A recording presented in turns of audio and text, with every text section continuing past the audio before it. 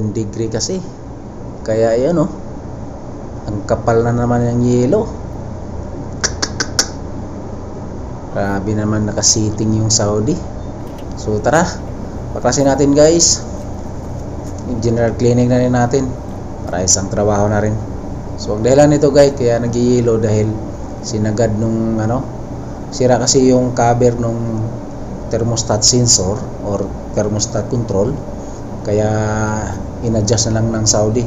Nagkaroon kasi sila ng meeting yesterday night. Wala na tayo, umuwi na tayo, kaya in-adjust na lang nila. Kaso nga lang sinaga din sa 10 degree, kaya hindi nakapag-automatic yung compressor.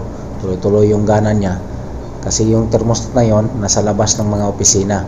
Meron naman tayong supply dun sa may hallway pero medyo malayo, kaya pag sobrang sagad yung tawag nito, yung setting ng thermostat, hindi basta-basta makapag-automatic yung compressor.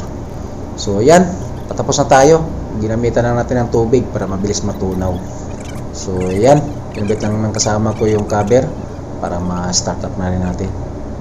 So ganun lang trabaho namin dito sa Saudi bilang building maintenance. Ayan oh, sinagad talaga sa 10 degree.